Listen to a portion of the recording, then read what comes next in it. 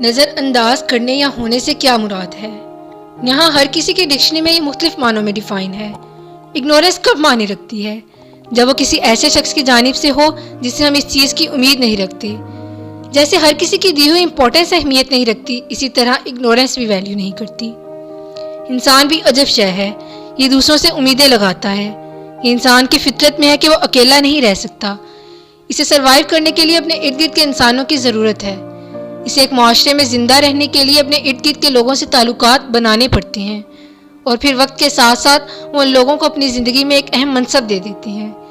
یہ انسان اپنے ہی جیسے دوسرے انسانوں سے محبت کر بیٹھتا ہے، یا ایسا سوچتا ہے کہ جتنی اہمیت یہ خود ان لوگوں کو اپنی زندگی میں دے رہا ہے، دوسرے لوگ بھی اسے اسی مقام پر رکھیں۔ لیکن ہمیشہ ایسا نہیں ہوتا۔ ہر شخص کی ترجیحات مختلف ہیں، ہر شخص اپنے انداز سے سوچتا ہے، اور معاشرے کے یہ حساس لوگ اس نظر انداز ہونے کو برداشت نہیں کر پاتے۔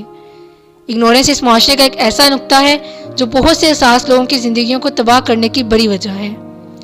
سب سے بڑی غلطی تب ہوتی ہے جب ایک انسان اپنے ہی جیسے دوسرے انسان سے بہت سی امیدیں لگا بیٹھتا ہے، پھر رفتہ رفتہ ان امیدوں کا بت ٹوٹ جاتا ہے۔ اس معاشرے کا حساس طبقہ ذہنی اذیت کا شکار ہو جاتا ہے۔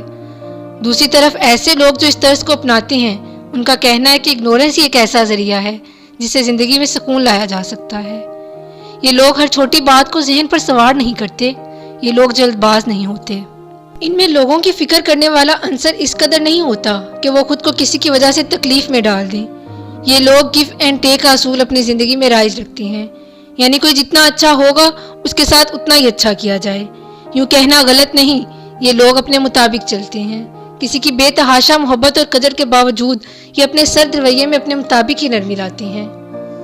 زیادہ حساس رہنا یا بالکل ہی تلخی کا مظاہرہ کرنا، دونوں رویے ہی تردید کے قابل ہیں۔ دونوں میں سے ہی بچنا لازمی ہے، اور ایک درمیان کا راستہ اختیار کر کے ایک پرسکون زندگی گزاری جا سکتی ہے۔ شکریہ۔